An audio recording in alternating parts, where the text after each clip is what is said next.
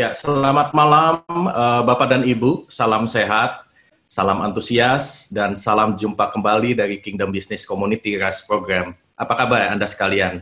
Kami selalu 18 Juni 2020, kita sama-sama diajak aktif dalam transformasi dunia usaha ke arah digitalisasi bersama Chief Semi dan juga Bapak Daniel Tumiwa. Terima kasih untuk beliau berdua dan juga terima kasih tentunya untuk Anda sekalian yang telah meluangkan waktu untuk kita bisa ambil sesi untuk belajar bersama di program minggu yang lalu. Dan terima kasih juga untuk Bapak dan Ibu yang sudah mengikuti sosial media kami di Kingdom Business Community, baik itu di Telegram, baik itu juga di YouTube, dan juga di Instagram. Bagi Anda yang belum, mari kami ajak bergabung dan kita dapat simak bersama konten-konten yang wow menarik dari program kami. Kami ada program KBC RISE yang seperti Anda nikmati pada malam hari ini, dan juga ada program KBC Biskom Nasional dan juga KBC Business Support. Kita akan undang di tengah-tengah kita Bapak Julian Fu, koordinator program dari Kingdom Business Community. Kita akan nantikan catatan khas dari beliau malam hari ini. Silakan Pak Julian. Baik, terima kasih Pak Tommy. Selamat malam Bapak Ibu. Malam ini kita beruntung sekali selain mengucap syukur buat para narasumber yang telah berkontribusi selama hampir 12 episode di KBC RISE program. Kita sangat berterima kasih karena mendapatkan banyak wisdom, insight. Dan tentunya KBC RISE program ini bukan panggung teater hanya untuk menghadirkan narasumber berkualitas atau tokoh publik, tetapi seperti kata-kata bijak yang ada di layar Anda, percaya bahwa kita perlu mengelilingi diri kita dengan orang yang bisa menjadi mentor, inspirator, maupun pembimbing buat perjalanan hidup kita. Kalimat ini berkata, if you hang around with 5 confident people, you might be the 6th. Kita harapkan kalau kita bergaul dengan orang-orang yang memang mereka punya keyakinan diri, 5 orang saja kita akan ketularan jadi orang ke-6. Intelligent people, orang-orang yang sanggup mengelola keuangan, tapi juga demikian orang yang aimless, yang nggak punya tujuan, membingungkan, kita akan jadi orang ke-6 juga. Malam ini kita beruntung sekali di tengah-tengah kita sudah hadir salah satu kita sebut mentor, inspirator kita juga, Bapak LBP, Bapak Luhut Binsar Panjaitan. Kita akan mendengarkan profil singkatnya dari moderator kita, Bapak Udi Warsono tentunya. Dan malam ini beliau berkenan hadir walaupun waktunya terbatas, tetap sehat, kita doakan sukses buat Pak LBP. Dan inspirasi yang akan dibagikan hari ini akan menjadi manfaat sekali buat banyak pelaku usaha dan profesional dunia kerja. Tanpa berpanjang lebar, Bapak Udi Warsono selaku moderator dari Sukor Sekuritas, Sukor Asset Management, dan juga Hey Yogya Research Indonesia akan memperkenalkan profil Pak LBP lebih komplit dengan singkat juga. Dan malam ini Pak Udi Warsono sebagai moderator, Pak Luhut Binsar Panjaitan sebagai inspirator dan mentor kita, kami persembahkan forum komunitas dunia usaha dan profesional beserta jaringan kebangsaan yang sama-sama peduli untuk membangun dan merajut Indonesia yang maju bersama-sama. Pak Udi Warsono, kami persilahkan. Selamat malam, rekan-rekan dari komunitas bisnis dan profesional di jaringan KBC, rekan-rekan dari asosiasi maupun jaringan kebangsaan yang bisa hadir pada malam hari ini. Jadi malam ini kita kedatangan tamu yang begitu istimewa, Jenderal Purnawirawan Luhut Binsar Panjaitan, Menteri Koordinator Bidang Kemaritiman dan Investasi. Tentu beliau tidak memerlukan introduction ya, siapa sih insan Indonesia yang tidak kenal beliau. Gagasan Pak Luhut sering menjadi referensi publik, juga spektrum peran dan jabatan yang pernah beliau sandang begitu luas, mulai dari militer, ke birokrasi, hingga ke dunia usaha. Dan hebatnya semuanya syarat prestasi, yang membuat kita makin tertarik untuk mendengar gagasan-gagasan dan pemikiran-pemikiran beliau. Memulai karirnya di militer, Pak Luhut adalah penerima penghargaan Adi Makayasa Akabri Darat tahun 1970.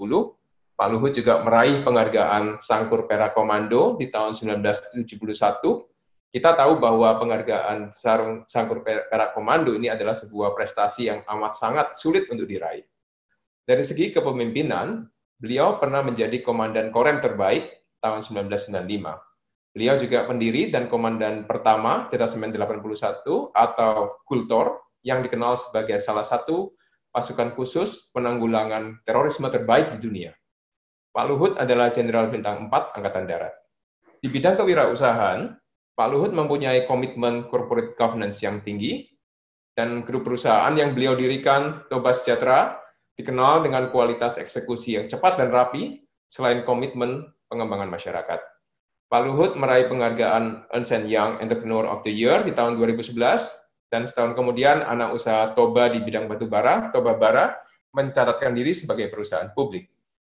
Di bidang pemerintahan, kita tahu bahwa Pak Luhut pernah menjabat sebagai Duta Besar Republik Indonesia di Singapura, Menteri Perindustrian dan Perdagangan di era Presiden Gus Dur. Di era Presiden Jokowi yang pertama, Pak Luhut pernah menjabat sebagai Kepala Staf Presiden, Menko Bidang Politik, Hukum, dan Keamanan, serta Menko Bidang Kemaritiman. Di periode kedua yang sedang berjalan saat ini, Pak Luhut sekali lagi mendedikasikan energi dan waktunya untuk Indonesia, untuk mengemban tugas dan jabatan sebagai Menko Kemaritiman dan Investasi. Salah satu hal yang saya pelajari dari Pak Luhut adalah misinya untuk mencintai bangsa dan negara secara total. Saya ingat satu peristiwa di bulan September tahun 2014, Pak Luhut datang ke CLSA Investor Forum di Hong Kong dan dengan lantang mengumumkan ke investor-investor yang hadir di sana bahwa Indonesia is open for business.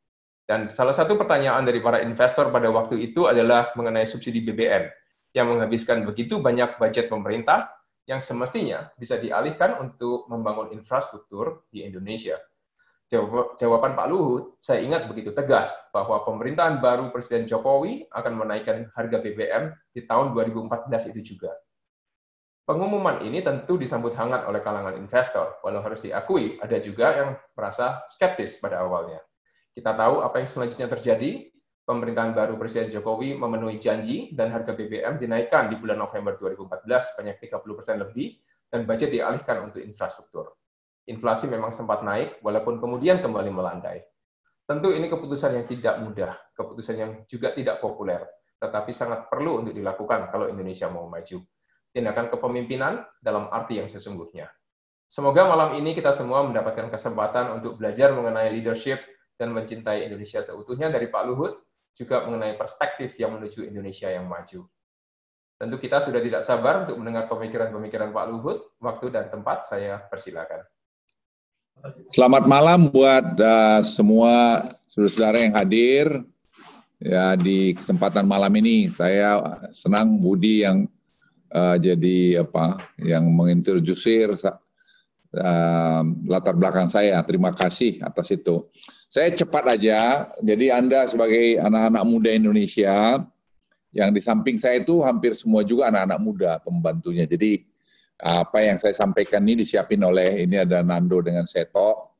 Jadi sekarang apa sih yang sedang kita kerjakan di Republik ini dan kemana sih kira-kira arah kita dan apa yang akan Anda harapkan ke depan ini nanti dengan pemerintahan sekarang ini yang sedang berjalan.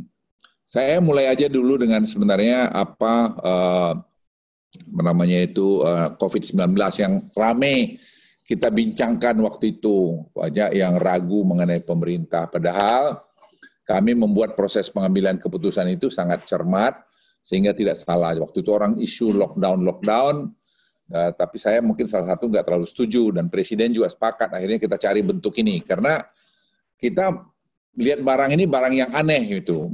Karena juga negara-negara lain juga bingung juga gitu. Jadi kalau kita dilihat agak terlambat, sebenarnya tidak terlambat. Memang ya kita belum yakin apa yang mau kita lakukan, ya kita belum lakukan. Sampai akhirnya satu titik setelah kita pelajari dengan cermat, kita sampailah pada apa yang dibilang PSBB tadi itu. Jadi tidak lockdown, dan ternyata sekarang kita bisa katakan keputusan itu keputusan yang tepat. Nah, 2 bulan pertama kita terus terang itu panik, jujur. Panik dalam konteks obat nggak ada. Kita ternyata impor obat itu 92%. Jadi kita juga bahan baku tidak ada, sehingga ini pembelajaran, lesson learn yang kita dapat. Sehingga, tapi ini juga dalam hal yang lain, jadi untung buat kita, karena apa? Kita tahu, sekarang kita mesti kejar. Nah, sekarang kita pengen, Presiden tegaskan kita harus buat obat kita sendiri. Tadi misalnya saya bicara dengan pengusaha Indonesia, itu tahu siapa namanya, Etana? API, itu supaya untuk bahan baku obat. Kita dorong, kau bikin deh apa yang pemerintah harus dukung gitu. Nah, kalau perlu nanti kita bikin tarif yang agak naik untuk obat-obat yang seperti kau buat. Yang penting produk dalam negeri. Bagaimana kita kaitkan dengan BPJS, itu tugas kami. Jadi kamu pokoknya buat obat, asal laporanmu benar, seperti itu. Nah, kalau saya mulai slide pertama, kapasitas testing sekarang ini kita sudah rata-rata di 18.000. Ya, 20.000 target kita sih lebih 20.000 lah, kira-kira begitu. Ini sudah kita capai slide pertama. Nah, ini saya mulai dengan slide saya yang pertama. Nah, ini menunjukkan tadi kita pada posisi di mana sekarang ini. Karena ini orang selalu menjadi acuan yang sekarang juga sebenarnya dipertanyakan apa iya sih banyak-banyak testing itu menjadi ukuran. Orang mau swab test di Singapura sekarang harus resep dokter. Begitu juga di Jepang. Kita sekarang masih tes-tes terus. Nah, kita juga pengen cari bentuk kita juga, mana sih yang benar begitu.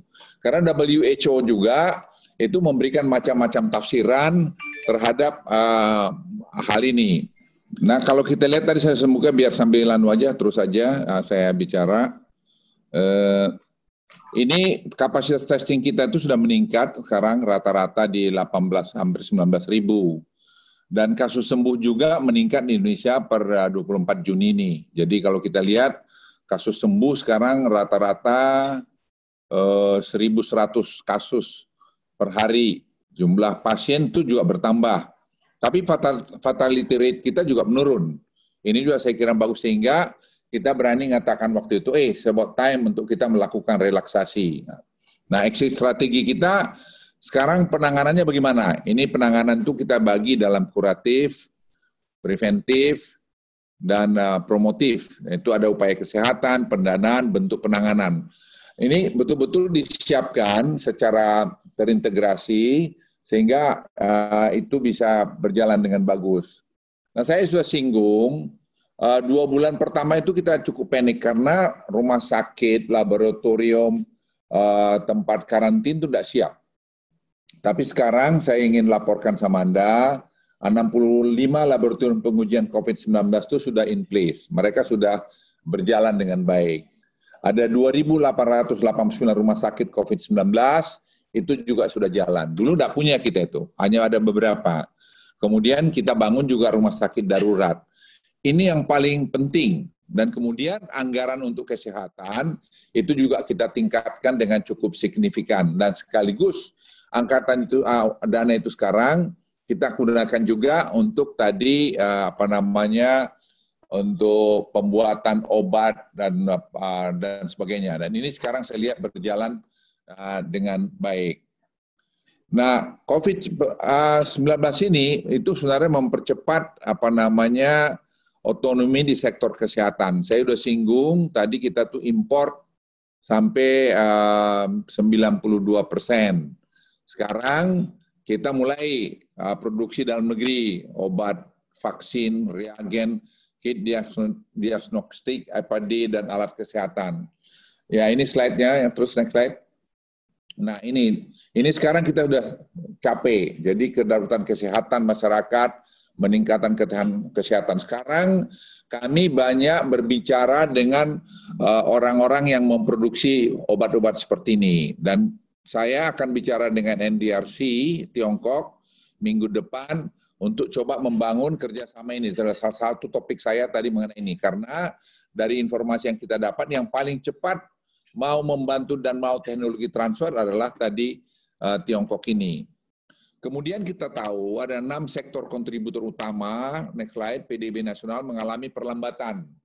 Ini adalah top sektor ini. Jadi ada industri pengolahan, perdagangan besar, pertanian, konstruksi, dan seterusnya. Ini berdampak kepada 69% PDB Indonesia. Jadi pertama dalam hidup ini kan kita harus identify masalahnya. Setelah kita bisa identify, baru kita tahu cara menyelesaikannya. Nah, kita juga lihat dari sisi demand, sektor konsumsi dan investasi terpukul besar. Nah, jadi ini ada sisi konsumsi, dari sisi permintaan, sektor konsumsi dan investasi terpukul, saya sudah sampaikan. Meskipun aktivitas work from home dan SFH ini baru dimulai pertengahan Maret kemarin. Nah ini terjadi nih. Jadi COVID-19 tidak hanya menyebabkan shock di sisi demand, tapi juga di sisi supply. Nah ini yang membuat recovery ekonomi ini agak lambat. Memang saya bicara sama World Bank 2 kali sudah dalam sebulan setengah ini. Mereka masih memberikan penilaian setelah kami paparkan ini sebagian program kita. Indonesia itu secara makro-mikro itu dianggap masih cukup, yang paling mungkin terbaik di antara negara-negara berkembang. Nah, sekarang apa ekspor kita? Kalau kita next slide lihat ini, itu besi dan baja meningkat. Ini akibat dari proyek-proyek yang ada di Morowali, Konawe Utara, WDB, yang mereka sudah berproduksi, itu sudah melahirkan stainless steel, carbon steel, dan sekarang sudah masuk aspal, katoda, dan kita mungkin dalam beberapa tahap lagi akan masuk pada lithium baterai. Dan kita akan menjadi pemain global di sini. Nah, sekarang pemerintah untuk mengatasi itu keadaan ini sudah membuat program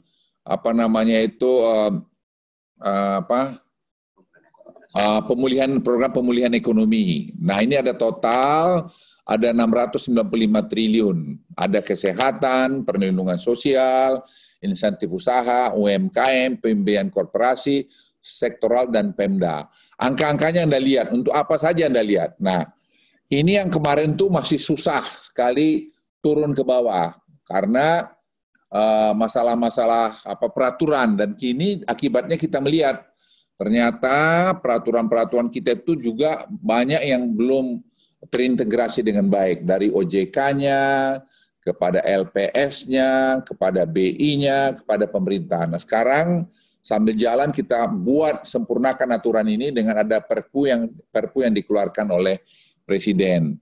Sehingga dengan begitu saya pikir nanti setelah COVID ini keadaan kita akan jauh lebih bagus. Nah, bantuan juga disiapkan untuk masyarakat dengan pendapatan di atas 40 persentil di terbawah. Nah, ini Anda lihat kelompokan ini, program Keluarga Harapan, kartu sembako, diskon listrik, dan seterusnya. Jadi social safety net ini yang pertama harus kita selesaikan, supaya rakyat di bawah itu jangan kelaparan. Makanya saya pikir kalau Anda lihat keributan itu hampir tidak ada. Nah, di samping itu kita gerakkan TNI Polri membuat dapur-dapur umum yang digerakkan di semua tempat-tempat yang kita anggap daerah ekonominya yang bisa parah. Jadi sampai hari ini masih ada itu. Jadi ini semua jalan. Jadi kita siapkan betul-betul, karena ini betul-betul kayak perang Baratayuda menghadapi COVID-19 ini, di mana COVID-19 ini pengalaman satu negara pun belum ada. Sebagai ilustrasi pada saudara-saudara, adik-adik yang lebih muda ini, tadi saya di-brief oleh bukan anak muda tadi yang masa obat tadi, Natam. Dia bilang yang meninggal gara-gara TBC itu 1 tahun 200.000. 1 tahun. Yang meninggal karena TBC, hepatitis B itu 100.000 setahun. Tapi itu karena nggak pernah diomongin banyak-banyak, ya nggak rame. Tapi memang COVID-19 ya sekali kena mungkin 2 minggu langsung check out. Jadi itu bedanya. Tapi kalau dari konteks tadi itu sebenarnya nggak COVID-19 ini jumlah yang meninggalnya sebenarnya belum semasif dari apa yang meninggal dari penyakit yang saya sebutkan. Nah, penyerapan stimulus program perlindungan sosial per 31 Mei itu seperti chart ini. Kalau Anda lihat PKH, kartu sembako, bansos, dan sebagainya ini sudah cukup lumayan. Yang kita sekarang kejar adalah stimulus buat tadi UMKM, stimulus untuk tadi BUMN, stimulus untuk private sector yang sekarang ini sedang kita jalan. Dan hari ini saya lihat sudah mulai masuk. Ada 30 triliun yang sudah mulai dimasukkan pemerintah melalui Bank Himbara. Kemudian program pemulihan ekonomi meningkat belanja non-KL. Ini seperti Anda lihat di slide. Anda lihat aja nanti slide-nya bisa saya bagi. Nanti kalau ada pertanyaan-pertanyaan dari sana silahkan. Kemudian defisit dan rasio utang terhadap PDB ditingkatkan untuk sementara. Biasanya kita selalu pertahankan di bawah 3%. Ya seperti Anda lihat tahun 2019 itu hanya 2,2%. Tadinya kita mau coba bikin lebih kecil lagi. Tahu-tahu kejadian COVID. Sehingga tapi akibatnya kita bilang oke, Kita buka ini sekarang, jangan 3%, kita dengan Perpu, keluarlah tadi jadi 6,3% untuk ekspansif. Tapi secara bertahap, kita akan kembalikan lagi itu sehingga tahun 2023 kita akan 2,7%. Tapi, saya ulangi tapi lagi, ini dengan asumsi kita bahwa COVID ini akan mulai terkendali dari bulan Juli ini. Jadi mudah-mudahan tidak ada second wave. Kalau ada second wave lagi nanti bisa juga ini berubah. Jadi asumsi ini memang sangat penting diperhatikan. Nah, rasio hutang seperti Anda lihat masih cukup bagus, masih ini walaupun sudah meningkat berapa tahun, tapi itu saya kira masih nanti akan kita secara bertahap bisa kembali lagi. Next slide. Nah, kalau Anda lihat ini pemulihan pada sektor pariwisata memerlukan waktu setidaknya 10 bulan. Pariwisata ini tadi salah satu penyumbang ekonomi kita yang bagus. Nah, itu kita lihat seperti ini masalahnya cukup banyak karena orang dari hasil survei yang dibuat sekarang tidak mau lagi untuk singgah. Jadi dia kalau loncat atau satu leg aja, misalnya dari Tokyo langsung ke Bali. Tidak mau lagi mau lewat Singapura. Mayoritas akan begitu. Atau dari mana? Dari Hong Kong langsung ke mana? Ke Bali atau ke Labuan Bajo atau kemana begitu. Itu yang akan terjadi ke depan ini. Kemudian apa yang kita lakukan? Kontribusi pariwisata ini kita akan dorong supaya pariwisata domestik itu utamanya bisa 70%. Nah, kalau Anda lihat di India itu dia membangun infrastruktur untuk ini tadi dan kita juga melakukan itu. Dan kita berharap nanti setelah Desember ini angka ini akan bisa kita capai karena nanti bulan Desember, bulan Oktober akan kita buat libur panjang untuk tadi mendorong turis tadi. Nah, ada satu program yang berikut ini Anda lihat, program Bangga Buatan Indonesia untuk membantu transformasi UMKM atau Small Medium Enterprises offline ke online. Kita punya 60 juta unit UMKM. Yang baru masuk online itu baru 8 juta. Sekarang kita mau masukkan 10 juta sampai Desember. Nah, ini kita buat secara masif sekarang ini. Dan saya mohon Anda sekalian bisa gabung di sini. Dan sekarang udah jalan. Ini sudah jalan dan itu menurut saya kita surprise sekali ternyata banyak sekali anak-anak muda yang masuk ke dalam ini. Nah, Anda lihat progres dari gerakan ini ya dari mulai 14 Mei. Sekarang jadi 1 bulan lebih penambahan itu sudah per hari ini hampir 600 ribu unit UMKM yang masuk dalam ekosistem digital. Nah, BUMDes perlu memanfaatkan momentum ini dengan masuk dalam ekosistem digital. Nah, BUMDes ini sekarang berkembang. Nah, Anda lihat itu jadi bagus. Kemudian juga peningkatan ini perlu dijaga agar tercapai target 2 juta unit UMKM tahun ini. Nah, desain pemulihan ekonomi nasional kita seperti ini. Jadi sudah dibuat nih, yang buat nih tim-tim anak muda juga. Jadi Q2 apa, Q3 apa, Q4 apa. Skenario dampak ekonomi, desain respon kebijakan apa. Ini semua juga saya kira sudah kita jalankan dan semua ini sekarang berjalan masih sesuai dengan schedule. Nah, sebagai penutup, ini COVID-19 ini menyadarkan kita betapa pentingnya perhatian untuk kesehatan masyarakat dan juga kebersihan dan juga disiplin kita dan untuk mematuhi protokol kesehatan. Ini saya kira kunci yang saya minta kalian juga di tempat masing-masing tolong di-share ini. Yang kedua, aktivitas yang terhenti memberi pukulan yang sangat signifikan terhadap perekonomian Indonesia. Dan itu global. Ya, stok yang ditimbulkan di sisi supply dan demand akan menyebabkan recovery ekonomi berjalan lebih lama. Saya bicara dengan World Bank, mereka meramalkan bisa mungkin berapa tahun recovery-nya ini. Tergantung. Tapi tetap tadi seperti saya katakan di awal, mereka ingin melihat Indonesia setelah melihat presentasi ini dan sebagainya, mengatakan Indonesia itu masih negara yang termasuk paling baik di emerging market, baik secara makro maupun mikroekonominya. Dari sisi ekspor sampai kuartal 1 ini, pertumbuhan itu masih positif, antara lain pertumbuhan ekspor besi dan baja, sebagai hasil dari program hilirisasi pemerintah. Nah, Q2 mungkin aja bisa negatif, tapi kita berharap ya mungkin 0% atau 0,5 atau berapa, tapi agak berat juga, tapi ya kita lihatlah nanti sampai bulan depan. Nah, keempat, desain pemulihan ekonomi nasional difokuskan 3 aspek, yaitu kesehatan, untuk penanganan COVID, ini saya kira penting, ya, untuk tadi kita berjalan yang lain. Kedua, pemberian bantuan sosial untuk masyarakat terdampak, serta stimulus ekonomi untuk pemulihan sektor swasta. Total anggaran untuk program PEN ini adalah 695 triliun atau 4% dari total PDB kita. Kita masih termasuk kecil dibandingkan negara-negara lain. Kenapa kita buat begitu? Kita nggak tahu apa ini berhenti sampai Desember. Kalau nanti berkepanjangan, ya kita terpaksa buka lagi gitu. Yang kelima, pemerintah terus mengevaluasi setiap perekonomian akibat dampak COVID-19 ini dari waktu ke waktu, dan kita juga melakukan tentu adjustment di sana-sini. Itu saja saya kira buat Anda sekalian, saya persilakan kalau mungkin ada tanya jawab dari pertanyaan dari teman-teman adik-adik semua. Silakan. Pak Luhut, terima kasih atas presentasinya yang di satu sisi sangat terbuka, sangat transparan, bahwa pernah ada 2 bulan pertama yang cukup membuat kita khawatir. Ya, iya betul itu. Dan bahwa recovery memerlukan waktu. Tapi di satu sisi juga ini presentasi yang tetap konsisten dari segi selalu menggelegar dan selalu membangkitkan semangat. Mungkin kalau saya boleh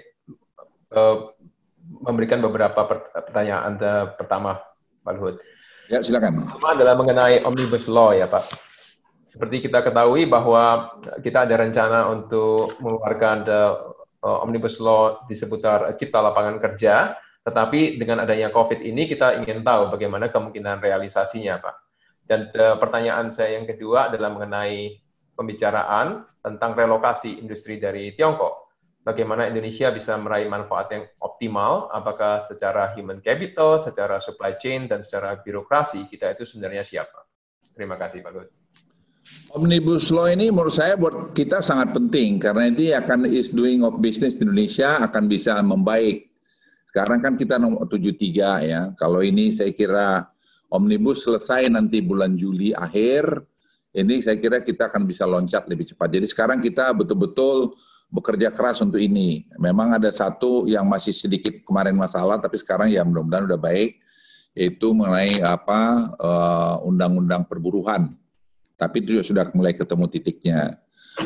Mengenai ya kita tidak ingin orang berkelahi ya antara Amerika dengan Tiongkok, ini kan agak ribut gitu ya. Karena memang ya Anda suka tidak suka 18% ekonomi dunia itu dikontrol oleh Tiongkok. Amerika kaget gitu, ya kaget, dan pertumbuhannya jauh lebih cepat lagi dengan Amerika gitu. Jadi ada persaingan ini akan jadi 2 superpower, dulu superpower Rusia dengan Amerika. Sekarang kelihatan Tiongkok ini mainkan peran yang tinggi. Nah soal relokasi ini kita tidak mau seolah-olah karena kejadian ini kita manfaatkan, itu tidak. Kita hanya buka siapa saja yang mau datang ke Indonesia silahkan gitu, dan kelihatan kalau investasi Tiongkok di Indonesia kan cukup tinggi. Artinya sekarang ini hubungan kami dengan Beijing sangat baik. Jadi seperti Morowali, BDB, Harita, tadi Konawe Utara itu mungkin sampai tahun 2024 ya 40 miliar dolar saya kira akan masuk.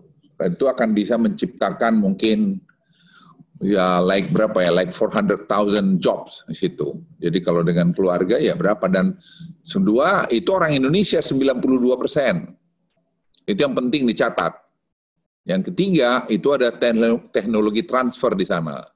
Yang keempat, mau tidak mau pendidikan di situ kita perbaikin, kita bangun politeknik sekarang. Yang kelima, itu semua adalah program hilirisasi terintegrasi. Jadi kita tidak hanya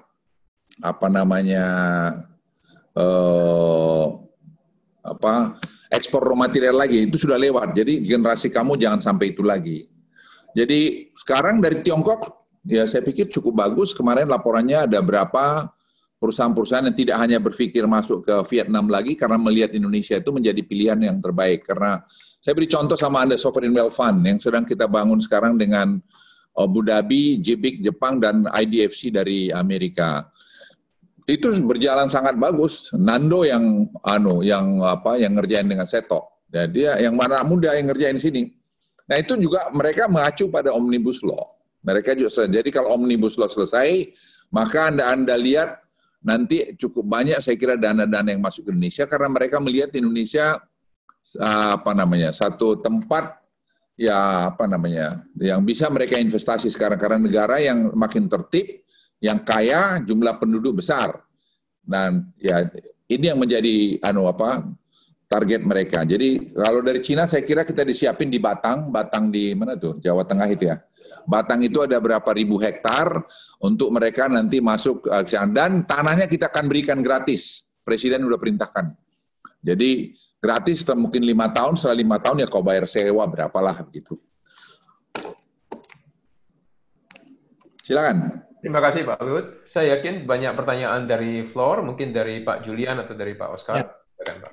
Ya, terima kasih Pak Luhut. Ini mohon izin, ada banyak teman-teman dari jejaring yang bergabung, ada grup beberapa rekan-rekan duta besar. Saya beri kesempatan buat Pak Jauhari Oratmangun, Dubes RI untuk China, juga ingin menyampaikan pertanyaan, juga apa yang menjadi isi hati beliau, Pak. Nanti juga ada perwakilan pengusaha, kita akan berikan. Silakan Pak Jauhari dari China.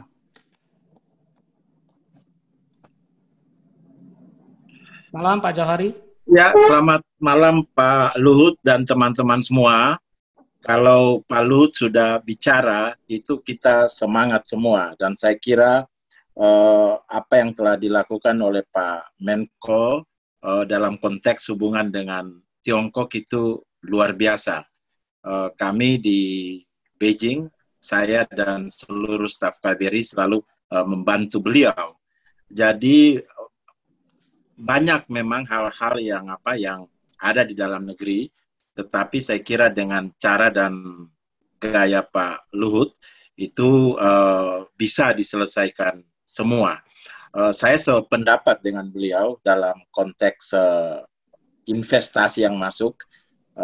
Tadi mungkin Pak Luhut belum sampaikan, tapi tahun lalu itu realisasi investasi kita itu investasi dari Tiongkok ke sini naik itu kurang lebih 95,6%. Jadi itu juga luar biasa. Memang ke depan selain electric vehicle yang akan menonjol, itu akan terkait juga dengan apa yang telah disiapkan oleh Pak Luhut dan tim. Tourism industry itu salah satu juga yang akan menonjol, dan yang ketiga itu digital economy. Jadi saya kira hal-hal inilah yang sedang disiapkan oleh pemerintah Indonesia dalam konteks hubungan dengan Tiongkok, dan itu yang ada di garis depan adalah Pak Luhut dan timnya. Kami semua di KBRI tentunya membantu beliau dengan sepenuh hati. Jadi saya kira kita hindari memang hal-hal yang tentunya akan menghambat hal-hal yang sedang kita kerjakan. Memang dalam tatanan geoekonomi, geopolitik, itu ada yang namanya contest of will and battle of perceptions. Jangan kita terlibat dalam persepsi yang di-create orang, karena kita berada dalam suatu zona nyaman. Kita harus keluar dari vicious circle itu untuk melangkah maju. Nah, we create our own perception. Itu yang saya kira yang paling tepat, dan itulah yang sedang dilakukan oleh Pak Menko dan timnya. We create our own perceptions mengenai what will be the future of Indonesia, karena kita hidup dalam suatu lingkungan internasional yang saling bersaing dalam konteks contest of will tersebut. Dan we are going to become one of the leader beyond 2030. So jangan kita jatuh kemudian dalam persepsi yang di-create oleh yang lain. So create our own perceptions, dan we have to be the winner of battle of perception and contest of will tersebut. Saya kira itu yang sedang dikerjakan oleh Pak Menko dan tim, dan tentunya KBRI Beijing bagian dari tim tersebut. Begitu saja. Sekian dan terima kasih. Terima kasih penguatan dan reinforcement dari Pak Jauhari. Berikutnya tim admin boleh dikasih kesempatan buat perwakilan kedua, Pak Edi Putra Irwadi dari mantan Deputi Perniagaan dan Industri. Kalau beliau sudah berkenan hadir, kita akan memberikan kesempatan. Pak Edi Putra Irwadi sudah ada?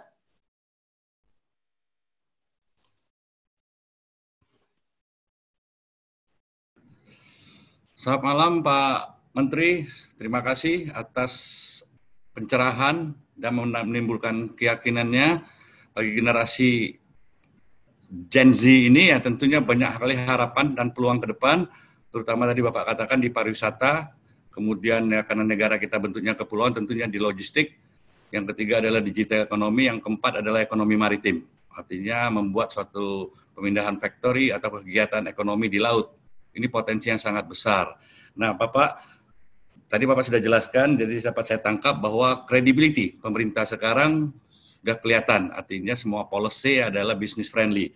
Yang kedua adalah konsistensi, omnibus law tadi Bapak sudah katakan, akan mengikis, memperkuat konsistensi. Yang ketiga adalah compliance. Nah di sini Pak, yang kami ingin tanyakan compliance. Compliance adalah maksudnya bagaimana kepatuhan dalam eksekusi.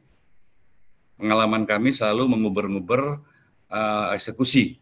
Artinya compliance-nya itu sendiri, apakah nanti ada semacam unit atau suatu badan yang akan mengawasi khusus kepatuhan, pengawasan kepatuhan. Terlalu banyak sekali investasi kita, regulasinya mudah, birokrasinya sudah diperbaiki, insentifnya luas, tetapi ketika untuk meraihnya, compliance-nya sering menjadi masalah. Yang kedua adalah apakah nanti ada yang semacam damage control unit, tempat kawan-kawan ini menyampaikan permasalahan dihadapi secara cepat dan tepat. Saya kira itu Pak, mungkin mohon pengarahan dari Bapak, karena saya sangat concern terhadap Gen Z ini. Terima kasih Bapak, selamat malam. Terima kasih Pak Edi, monggo Pak Luhut. Sampai sekarang saya kira kita hampir nggak ada masalah yang tidak kita selesaikan. Jadi siapa aja, mungkin kalau Anda lihat investasi dari Cina itu mereka nggak akan ada aneh-aneh, semua kita protect dan semua kita bantu, itu mereka suka. Jadi makanya investasi mereka di Indonesia itu makin banyak sekali. Dan seperti dari mana aja, sampai hari ini kita ada task force untuk itu, ada yang kita sebut Pokja 4, yaitu juga melaporkan semua hal-hal yang bermasalah. Jadi saya tidak lihat itu isu yang, tapi kita sangat perhatikan itu, betul-betul, karena itu menyangkut pada is doing of business kita. Saya mau ingin tambahkan gini ya, ini kan mungkin Anda tahu dengar ada masalah beberapa yang diumumkan perbankan oleh oleh BPK beberapa waktu yang lalu. Itu sebenarnya ada 7 bank yang dikatakan ada bermasalah itu. Nah sekarang itu bank itu kita tanganin, yang malam ini juga kita rapat untuk penyelesaian gitu-gitu. Pada umumnya semua terkendali. Jadi itu salah satu yang kita lihat ada peraturan-peraturan yang tidak saling mendukung antara beberapa tempat tadi. Nah itu sedang kita perbaikan, Presiden akan mengeluarkan Perpu maupun ada PP-nya dan sudah berjalan sebagian masih dalam ongoing, sehingga itu kita akan hindari ketidakpastian. Jadi kita akan betul-betul memberikan confidence seperti kepada Bank KT Bank, kepada Kukmin Bank, semua mereka kita urus dengan baik, dengan kita treat mereka dengan fair. Fairness itu saya kira penting sekali. Ini saya kira yang sedang terjadi di Indonesia, dan overall saya kira mengenai penanganan ekonomi, saya kira per hari ini saya ingin katakan sama Anda cukup baik, karena investasi tahun lalu itu ada 819 triliun. Tahun ini kita predik tadinya 890 triliun. Tapi karena COVID ini, apa yang masuk kita predik per hari ini itu tadi kemarin saya baru dilapori dan juga saya lihat sendiri dari tim itu kira-kira 840 triliun. Jadi turun 50 triliun tapi masih tetap lebih bagus dari tahun lalu walaupun tadi ada COVID-19. Jadi saya kira cukup bagus. Nah, yang paling penting sebenarnya untuk Anda ketahui, proses pengambilan keputusan pada pemerintah ini dengan Presiden Joko Widodo ini adalah sangat cepat, transparan, cepat, dan dilakukan secara terukur. Itu yang saya kira penting. Jadi, dan detail. Presiden itu detail, dia cek. Misalnya gini, tadi saya singgung Anda 30 triliun dia diturunkan dari Kementerian Keuangan masuk di Himbara Bank. Itu Presiden tanya saya, malam ini nanti laporan lagi, berapa sih yang sudah turun? Nah, terutama tadi kepada modal kerja. Itu kita pastikan modal kerja itu supaya turun. Dalam mana? UMKM. Nah, UMKM itu tadi kita cek dari Bank BRI, itu mereka sudah mulai menurunkan ke bawah dan qualified sampai per hari ini 800.000. Nah di Bank BNI 200.000 ya. Bank BNI 200.000 1 juta. Jadi proses itu sangat cepat. Nah yang kita bantu kriterianya jelas. Perusahaan-perusahaan yang bermasalah akibat COVID. Jadi bukan yang bermasalah sebelumnya. Nah itu kriteria semacam itu kita buat dengan tegas. Silakan pertanyaan lain. Ya Pak Luhut, ada 2 pertanyaan terkait pariwisata. Bagaimana kebijakan investasi terkait pariwisata Pak? Dan tadi ada yang komen kalau 10 bulan seperti paparan tadi terlalu lama. Apakah ada yang bisa dibantu lebih cepat untuk industri pariwisata? Karena contohnya di Bali, ini ada perwakilan dari Bali Pak, 10 lama katanya terlalu lama udah bisa pada mati Pak industrinya Pak. Iya.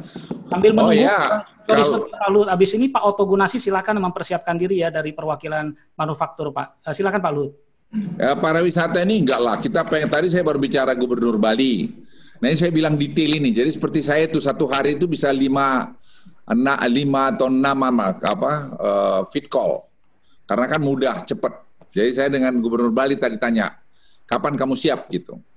Ya dia bilang kami Juli tanggal 31 Pak kira-kira kalau nggak ada perubahan akan buka. Itu turis domestik. Jadi enggak juga kita lambat-lambatin enggak. Kita selalu melihat data aja. Kalau jumlah tadi yang saya tanya berapa yang meninggal di Bali selama ini 9 orang. Ya oke, masih kecil dibandingin Singapura samalah. Jadi kita masih bisa jalan. Jadi pariwisata, kemudian pariwisata untuk yang daerah terbuka seperti gunung Komodo, semacam itu sudah kita buka juga mulai tanggal 24 kemarin. Dan secara bertahap terus kita buka. Kemudian seperti G-Land yang di Banyuwangi, itu juga menjadi salah satu spot untuk surfing World League. Itu yang terbesar di dunia nanti. Itu nomor 3 terbesar. Itu akan juga diharapkan tahun ini akan buka. Karena itu sudah kita bangun jalan masuk ke G-Land-nya itu dari Kota Banyuwangi. Dan itu saya kira juga jalan. Banyak lagi yang lain kok. Jadi don't worry, kita sangat perhatikan. Tapi kita fokus kalau bisa 70% domestik turis itu akan bisa berjalan mulai tahun ini. Ya kita berharap peak-nya nanti mungkin Oktober atau Desember tahun ini. Silakan. Ada yang tanya Pak, boleh kasih bocoran nggak kalau kita UKM mau go internasional, top list atau hot list faktor fokus pengembangan ekspor nasional itu apa saja Pak, supaya teman-teman yang relevan atau bisa mempersiapkan diri ke sana semangat untuk berjuang di kancah internasional. Maksudnya apa? Saya kurang paham. Maksudnya hot list. Potensi untuk ekspor ke luar negeri Pak. Ya apa aja kau mau apa sekarang tuh? Amerika banyak furniture. Amerika banyak sekarang ini. Amerika kan ini nggak mau impor lagi dari Tiongkok. Ya. Jadi seperti garment, furniture, sepatu, ya semacam itu banyak sekali. Dan sekarang kita dorong itu. Seafood itu ekspor kita meningkat. Sudah 15%. Ini COVID loh. Ya. Impor kita meningkat. Ke Tiongkok kita punya impor baja itu 38 ya, toh 38. 3,8 miliar. Ya, 3,8 miliar dolar. Jadi meningkat semua sekarang ini. Karena si Tiongkok udah mulai jalan mesinnya. Nah, kita ekspor ke sana banyak. Oke, sebaliknya ada pertanyaan kalau selaku Menko Investasi, Pak, top list investor untuk ke Indonesia, industri atau area mana yang mereka cari, Pak, sebenarnya? Sampai hari ini banyak, hampir semua area yang kita lihat. Sekarang kita dorong tadi kalau investasi hilirisasi, lithium baterai, electric car, apa lagi tuh? Banyak lagi. Banyak sekali. Kalau di makanan tadi, di ikan, kemudian di furniture, mereka juga masuk, di garment, itu yang saya tahu. Petrochemical ya, dari Abu Dhabi itu masuk petrochemical. Ya, Lotte juga masuk dari Korea. Itu juga saya kira investasi besar-besar. Baik. Co-host berikut, Pak Oscar memperkenalkan penanya berikut. Baik, selamat malam Pak Luhut. Bergabung di sini juga Pak Panut Mulyono, beliau Rektor UGM. Seperti kita ketahui 2 minggu lalu UGM berhasil masuk dalam top 254 universitas ternama di dunia. Beliau punya tanggapan terhadap acara kita malam ini. Silakan Profesor Panut. Oke, terima kasih. Selamat malam. Yang saya banggakan Pak Menko serta Bapak Ibu peserta webinar yang saya muliakan. Iya, menarik sekali mengikuti paparan Pak Menko yang komprehensif dan luar biasa. Saya ingin menyampaikan sedikit Pak Menko bahwa COVID kecuali memberikan dampak yang luar biasa ya kepada ekonomi kita, tetapi juga memberikan hal-hal yang sangat positif bagi bangsa ini. Persatuan kita meningkat, solidaritas kita meningkat, gotong royong kita menjadi bergairah gitu ya, dan modal sosial kita itu betul-betul tumbuh. Nah, terbukti lalu kerjasama antar perguruan tinggi dan swasta itu menghasilkan berbagai produk yang semula tidak kita bayangkan sebelum ini. Ada ventilator, ada alat-alat kesehatan, ada obat-obatan. Nah, harapannya Pak Menko, kondisi ini terus kita pertahankan di masa yang normal baru, begitu ya, dan nanti normal baru yang seterusnya lah, kita kembali ke yang dulu. Lalu begini Pak Menko, sebagai pendidik, perguruan tinggi di Indonesia setiap bulan ya bahkan itu meluluskan banyak sekali lulusan-lulusan.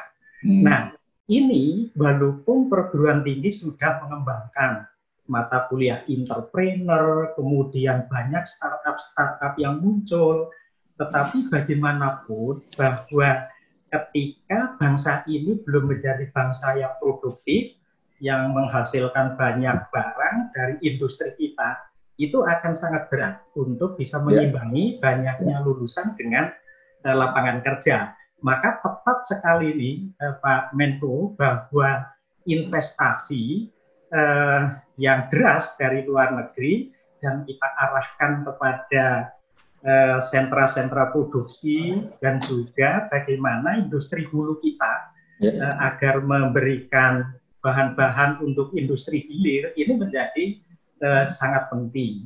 Maka saya sepakat sekali dan mendukung sepenuhnya Pak Menko ini untuk bagaimana bangsa ini menjadi bangsa yang produktif dengan sektor-sektor terpilih yang lalu bisa menggulirkan perekonomian kita. Dan di situ nanti lalu tenaga kerja kita terserap, kemudian ekspor kita meningkat, dan kalau ini bisa dipertahankan, saya yakin bahwa bangsa ini akan menjadi bangsa yang adidaya dari sisi teknologi dengan menyerap teknologi-teknologi dari mitra-mitra kita dengan kerjasama investasi itu, lalu juga menjadi bangsa adidaya di bidang ekonomi dan prediksi bahwa pada tahun 2035 akan menjadi kekuatan ekonomi dunia itu terrealisasi.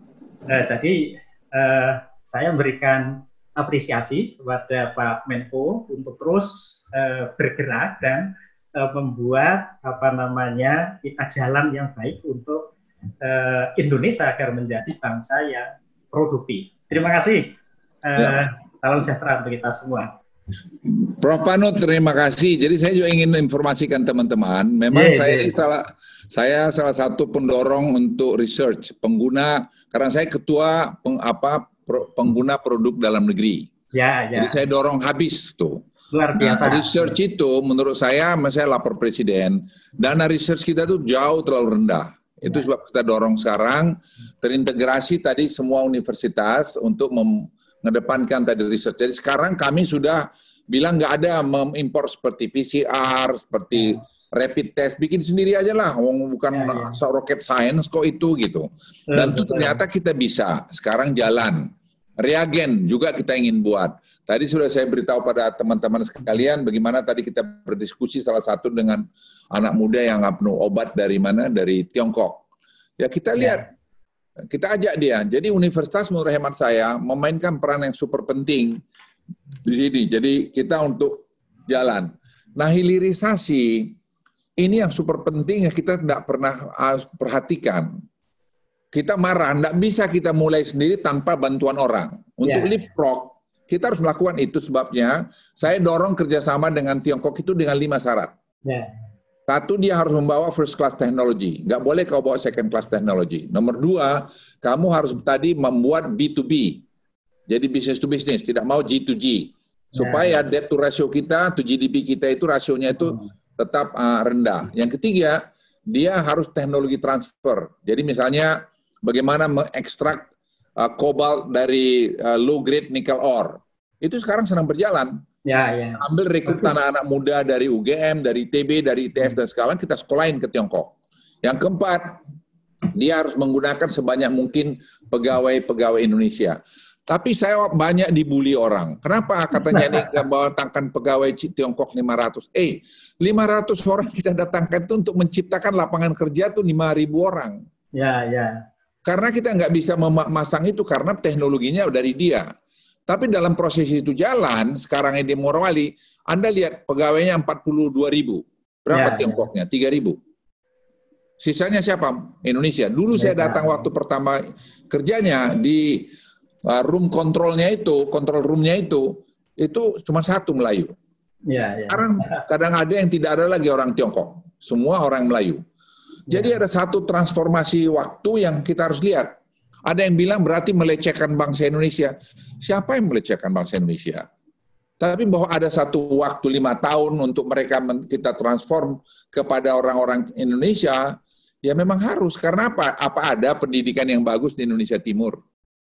Sekarang kami bangun politeknik di Morowali, bangun sekarang politeknik di Konawe Utara, bangun lagi politeknik di BDB, Halmahera Tengah. Anda tahu nggak? Itu kita bangun dosennya dari mana? Ada yang dari ITB, ada yang dari UGM, ada dari Kenapa? Lah kita bayar gajinya bagus, perusahaan itu bayar gajinya. Ya, yang senior-senior mungkin sudah banyak lagi junior naik di tempat itu. Akhirnya apa? Politeknik itu dapat praktek yang sangat baik, pengalaman yang bagus, dia dapat tadi dosen yang baik. Nah, ada lagi masalah. Ternyata yang lulus ke situ dari daerah itu tidak ada. Yang ada itu lulusnya dari Makassar, dari Manado. Kenapa? Ya tadi, SMA-nya tidak bagus, SMP-nya tidak bagus. Waktu dites, 7 kali 7 berapa? 77. 6 kali 6 berapa? 66. Kenapa? Ya memang guru matematiknya nggak bagus. Ini pengalaman yang kita hadapi. Tapi sekarang bertahap sudah baik aja. Bawa aja sini. Ini saya mau rapat lagi nih, terima kasih Pak Menko.